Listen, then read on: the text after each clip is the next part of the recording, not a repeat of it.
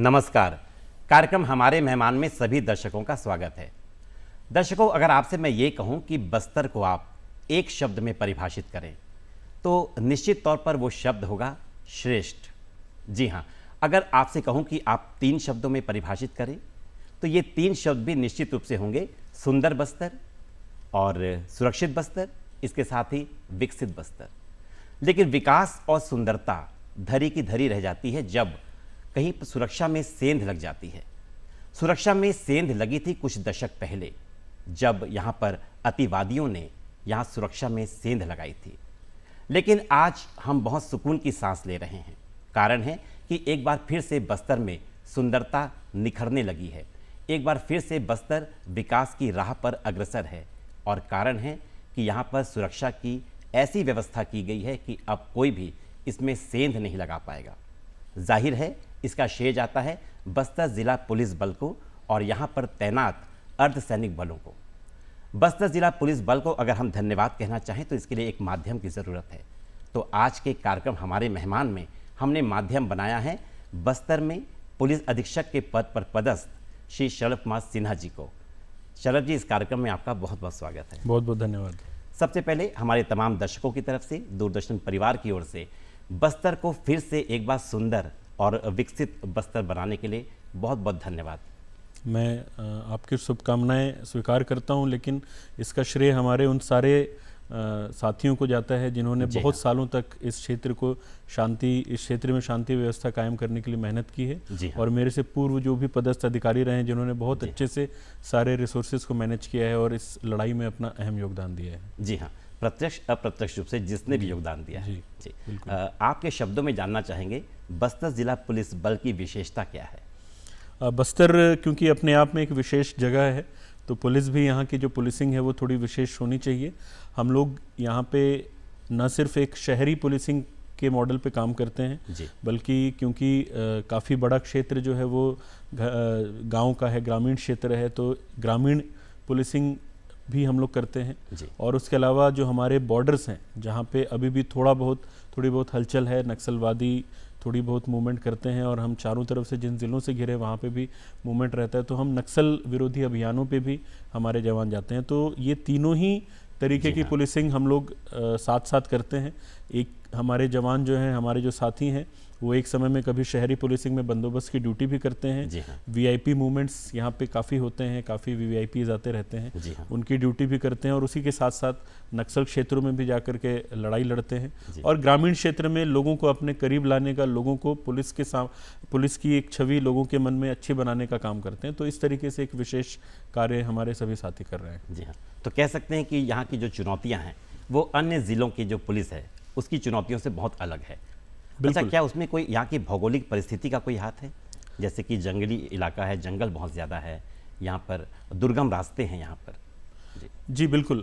अगर अन्य ज़िलों की बात करें तो बहुत कम ज़िले हमारे राज्य में, इनफैक्ट देश में भी बहुत कम ऐसे ज़िले होंगे जहाँ पे सभी तरीके की चीज़ें देखने को मिलती हैं। जैसा मैंने आपको बताया, जगदलपुर स्वयं एक शहर है, तो शहरी पुलिसिंग और शहरी पुलिसिंग के जो भी तत्व होते हैं यहाँ पे हैं। उसके अलावा ग्रामीण पुलिसिंग के हिसाब से हम लोगों को अब क्योंकि एरिया धीरे धीरे शांत हो रहा है तो यहाँ पे डेवलपमेंटल एक्टिविटीज़ में भी हमको अपना योगदान देना होता है। कहीं सड़क पुलिया बनते हैं तो उनको सुरक्षित रखना होता है।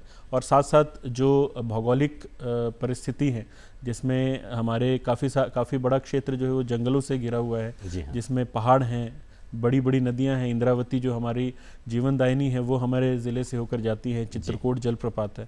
तो भौगोलिक जो परिस्थिति है उसके हिसाब से अपने को ढालना पड़ता है। काफ़ी सारे हमारे इलाके ऐसे हैं, सुदूर क्षेत्र है, जहाँ पे अभी हम लोग जब भी अभियान के लिए जाते हैं तो हमको इन कठिन रास्तों को तय करना पड़ता है। तो इस हिसाब से सारी चीज़ें मिला करके यहाँ की पुलिसिंग जो है एक चुनौतीपूर्ण कार्य है। जी हाँ।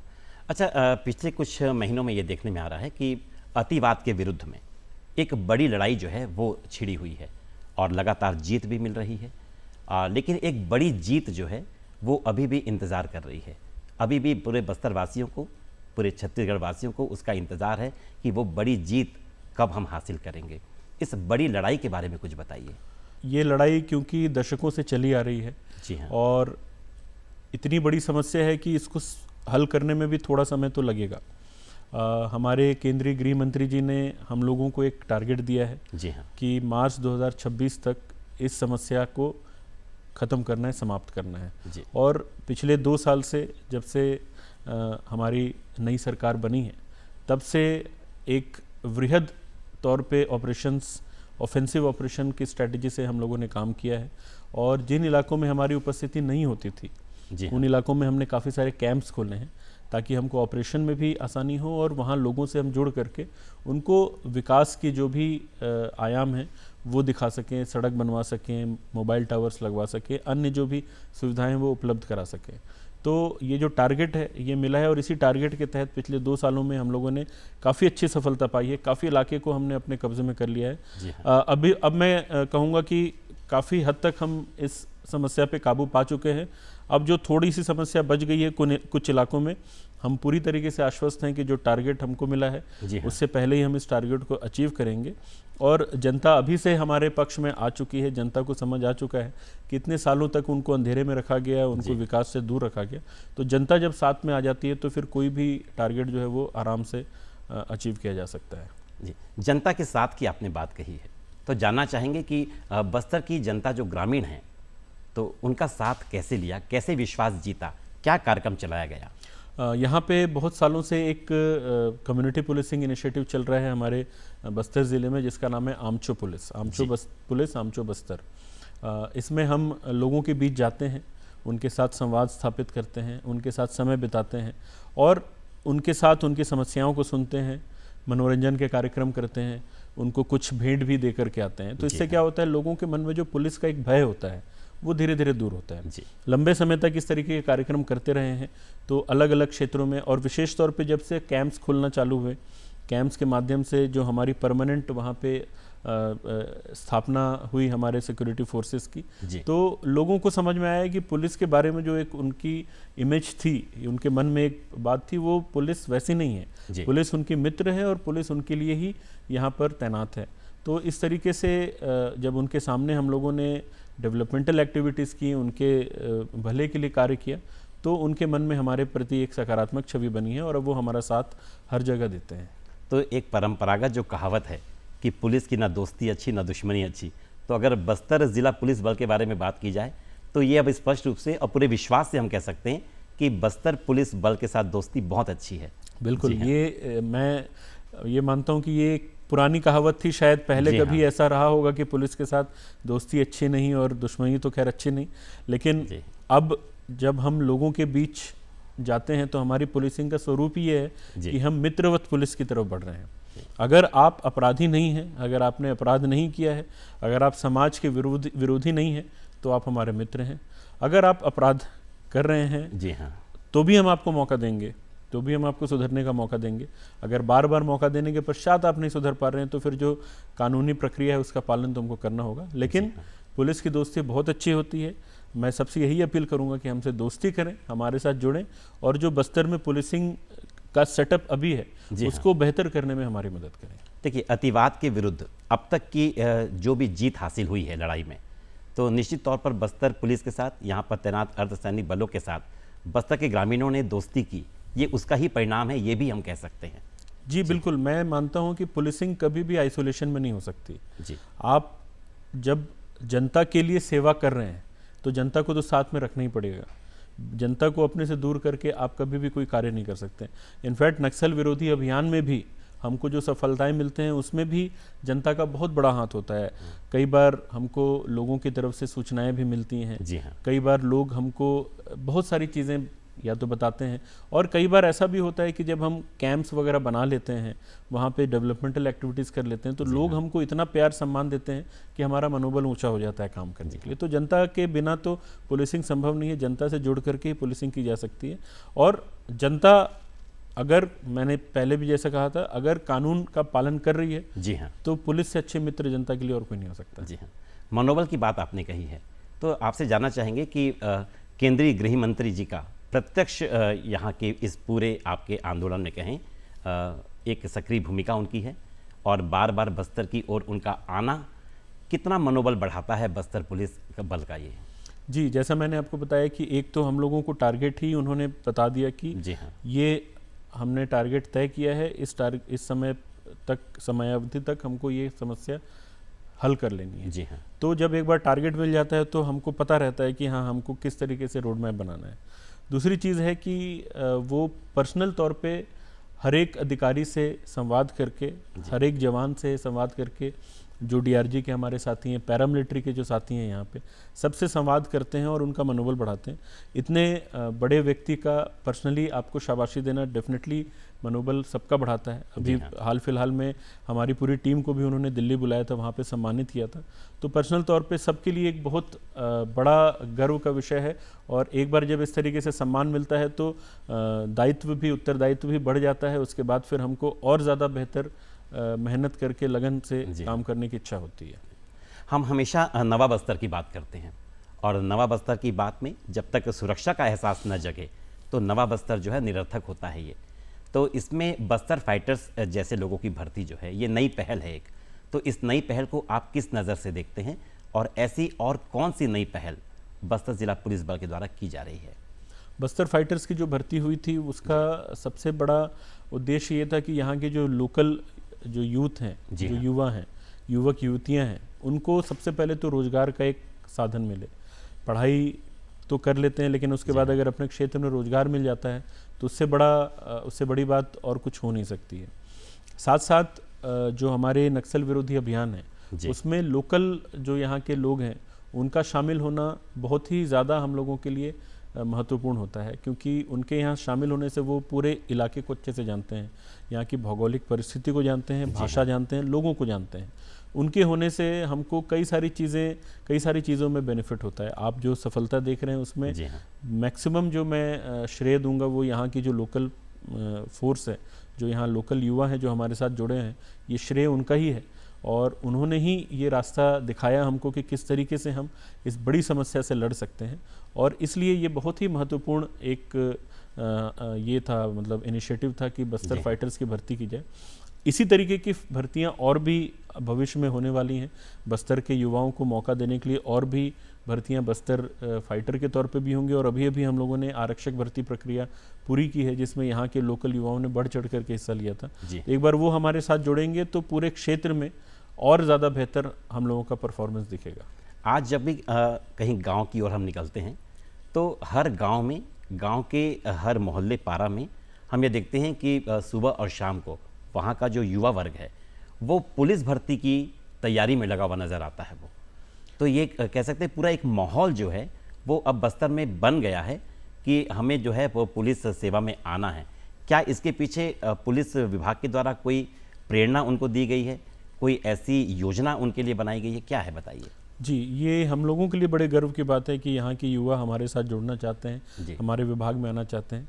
देखिए, पुलिस शासन का एक ऐसा अंग होता है जो सबसे ज़्यादा विजिबल होता है। जी हाँ। आप अगर मार्केट में जाएं, भीड़ भाड़ में रहें, आपको बाकी आप किसी और को नहीं पहचान पाएंगे, लेकिन अगर वर्दी में कोई व्यक्ति तो आप जान जाएंगे कि पुलिस है। जी हाँ। तो एक नेचुरल चार्म पुलिस से जुड़ा हुआ तो रहता ही रहता है। उसके अलावा इस क्षेत्र में जो लोग हैं, जो युवा हैं, वो पुलिस भर्ती के जो भी मापदंड है उनको पूर्ण करते हैं। तो उनके अंदर ये विश्वास है कि अगर हम मेहनत करेंगे तो हम पुलिस बल के साथ जुड़ पाएंगे।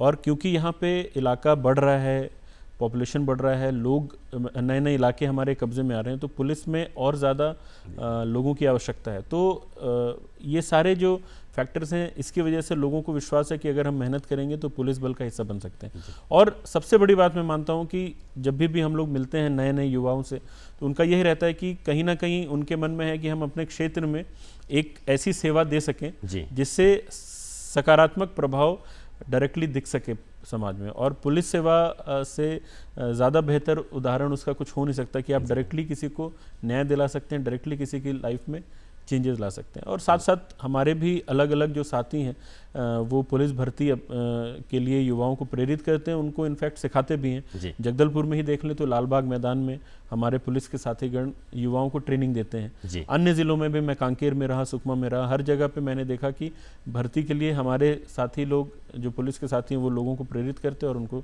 सिखलाई भी देते हैं। जी हाँ, तो कह सकते हैं कि एक बहुत सकारात्मक पहल है ये। जी बिल्कुल। अच्छा, जानना चाहेंगे आपसे कि बस्तर का जो युवा है, एक समय ऐसा आया था कि जैसे पुलिस बल की ओर वो आज आकर्षित हो रहे हैं, पुलिस सेवा की ओर, तो वो अतिवाद की तरफ जा रहे थे। तो आज उनके कदमों की दिशा क्या है? आज तो मैं बिल्कुल भरोसे के साथ कह सकता हूँ कि वो जो भटक रहे थे, पहले जो भटक गए थे, काफ़ी लोग वापस आ चुके हैं जी। और अब जो युवा हैं वो ज़्यादा समझदार हैं और उनको पता है कि उनके लिए सही क्या है, गलत क्या है और गलत रास्ते को वो नहीं चुन रहे हैं, वो सही रास्ते को चुन रहे हैं। जैसा अभी पहले हम लोगों ने बात की, बड़ी संख्या में जो युवा हैं, मैं अंदरूनी क्षेत्र में भी दौरा करता रहता हूँ। हम लोगों ने पिछली बार एक अंदरूनी कैंप में अपना शिविर लगाया था, तो वहाँ पे जितने युवा थे सब ने यही इच्छा जाहिर की थी कि हमको पुलिस में आना है, हम पुलिस भर्ती की तैयारी कर रहे हैं और बेहतर कैसे तैयारी कर सकते हैं।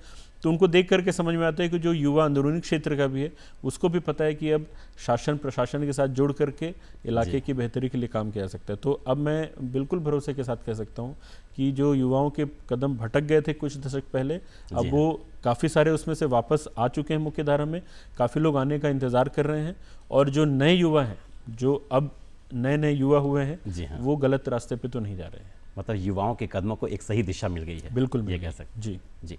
अच्छा, सुरक्षित बस्तर, जब तक ये अल्फाज हम बस्तर की महिलाओं की ज़ुबान से न सुने तब तक मुझे लगता है कि ये कहानी, ये बात अधूरी रहेगी।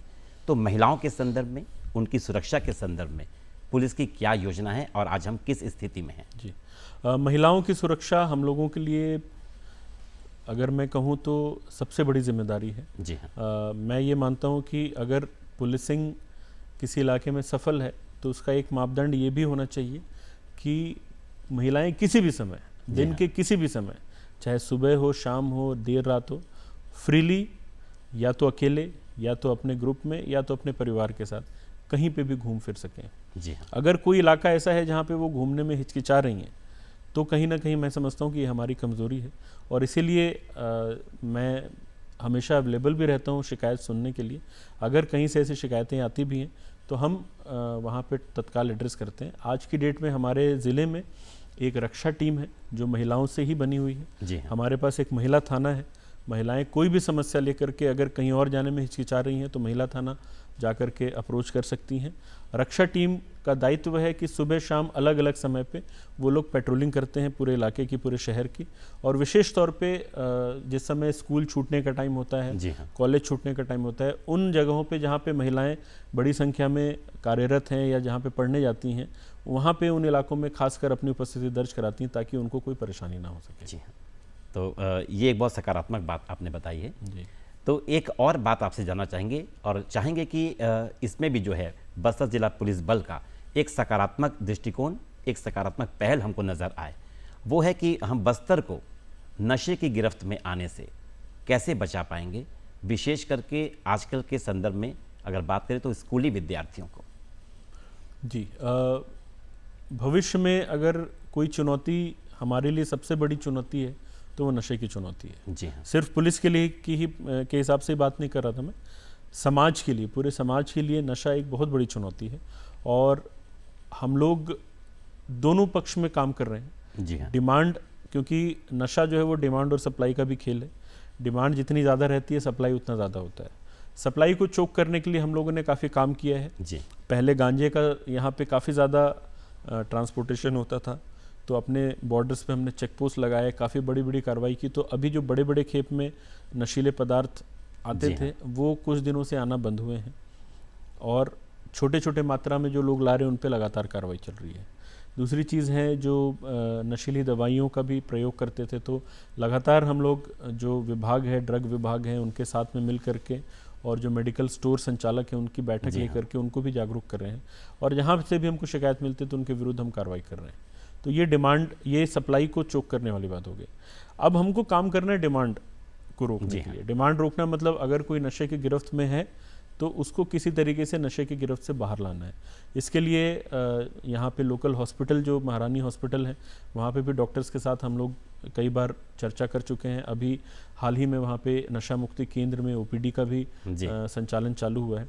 तो हम लोग ये प्रयास कर रहे हैं कि जिनके बारे में भी हमको शिकायत मिलती है कि नशे का आदी है उनको किसी तरीके से हम सही जगह पहुँचाएँ ताकि नशा मुक्ति हो सके और आगे से उनकी डिमांड जो है कम हो। और इसकी शुरुआत हमने अपने पुलिस बल से भी की है। जी हाँ। पुलिस बल में भी कई सारे हमारे साथी ऐसे होते हैं जो शराब पीने के आदी हो जाते हैं, जिनको नशे की आदत पड़ जाती है। तो कई सारे ऐसे साथियों का चिन्हांकन किया है और उनको नशा मुक्ति की ओर बढ़ने के लिए प्रेरित किया है। कई लोगों का तो मैं बिल्कुल हर्ष के साथ आपको बता सकता हूं कि पॉजिटिव रिपोर्ट आया है। वो लोग अपने से नशा मुक्ति केंद्र जा करके आज नशे की गिरफ्त से बाहर आ चुके हैं। तो मुझे लगता है डिमांड साइड अगर कमज़ोर हो जाएगा तो सप्लाई अपने आप में कमज़ोर हो जाएगी। जी हाँ। इसके लिए पुलिस तो काम कर ही रही है, समाज को, लोगों को जागरूक होना पड़ेगा और कठोर कदम लेने पड़ेंगे। आपको अपने घर से पहले देखना स्टार्ट करना होगा कि आपके घर में जो युवा हैं, जो बच्चे हैं, वो नशे की गिरफ्त में ना आए। और अगर कोई नशे की गिरफ्त में है तो आप हमसे संपर्क करें, हम उनको सुधारने का पूरा प्रयास करेंगे। जी, एक बहुत आशावादी बात आपने कही है कि घर से जो है इसकी शुरुआत होनी चाहिए। अगर किसी घर में कोई बच्चा नशे की गिरफ्त में है तो, और मांग और आपूर्ति दोनों ही बिंदु पर जो है बस्तर जिला पुलिस बल काम कर रहा है। बिल्कुल, बिल्कुल। तो ये अब जानना चाहेंगे आपसे कि आजकल हम देख रहे हैं कि वाहन दुर्घटना इसके आंकड़े जो है लगातार बढ़ते जा रहे हैं और पिछले कुछ महीनों में हमने देखा है कि वाहन दुर्घटना के चलते जान गंवा देने वालों की संख्या में बहुत बढ़ोतरी हो गई है। बिल्कुल। क्या इस मोर्चे पर भी बस्तर जिला पुलिस बल तैनात है? अगर है तो स्थिति क्या है? जी, इस पे भी मैं आपको बताना चाहूँगा कि जैसा आपने बताया, डेफिनेटली दुर्घटनाओं की जो संख्या है वो लगातार साल दर साल बढ़ती जाती है। जी हाँ। और इसकी मॉनिटरिंग हाईएस्ट लेवल से होती है। माननीय उच्चतम न्यायालय ने भी इसमें निर्देशित किया हुआ है कि सड़क दुर्घटनाओं में कमी लानी है। जी हाँ। इसमें भी मैं आपसे फिर वही कहूँगा कि इसमें भी समाज को जागरूक होना पड़ेगा। जी हाँ। हम लोग अपनी तरफ से पहल लेते हैं। हम हेलमेट लगाने के लिए, सीट बेल्ट लगाने के लिए, यातायात नियमों का पालन करने के लिए लगातार लोगों को जागरूक करते हैं। और अगर जागरूकता के बाद भी कोई रिजल्ट नहीं आता है तो हम फिर कार्रवाई भी करते हैं, फाइन्स करते हैं। इसकी शुरुआत भी हमने अपने डिपार्टमेंट से की है। जी हाँ। आज से 6 महीने पहले या 6-8 महीने पहले हम लोगों ने लिखित में निर्देश जारी किया था कि सारे पुलिस के जो जवान, जो साथी हैं, वो हेलमेट पहन करके 2 व्हीलर चलाएंगे। और उसका एक सकारात्मक रिजल्ट भी दिखा है। काफ़ी सारे मैं शहर में देखता हूँ आजकल जो वर्दीधारी हमारे साथी होते हैं वो हेलमेट लगाते हैं, और जो नहीं भी लगा रहे हैं निर्देश का पालन करने के बावजूद, सबसे पहले चालान उन्हीं का कटता है और उनके ऊपर विभागीय कार्रवाई भी हम करते हैं। जी। तो ये हमने अपने घर से शुरुआत की है। फिर मैं इसमें बोलूँगा कि इसमें लोगों को थोड़ा सा तो कोऑपरेट करना पड़ेगा। पिछले जनवरी में यातायात माह हम लोगों ने सेलिब्रेट किया था, जिसमें जागरूकता भी थी और लोगों को दुर्घटना से बचने के उपाय भी बताए थे।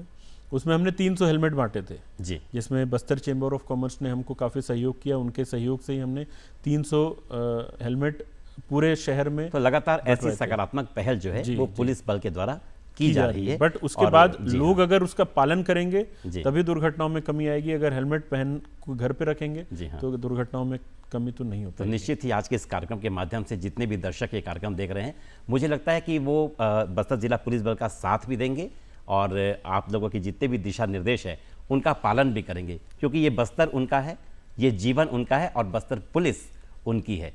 शरद जी, इस कार्यक्रम में आने के लिए और हमारे दर्शकों से रूबरू होकर के ये विश्वास पुख्ता करने के लिए कि जब तक बस्तर जिला पुलिस बल है तब तक बस्तर सुंदर भी है, सुरक्षित भी है और विकास के पथ पर तीव्रता से अग्रसर भी है, हम आपका बहुत बहुत धन्यवाद करते हैं। धन्यवाद।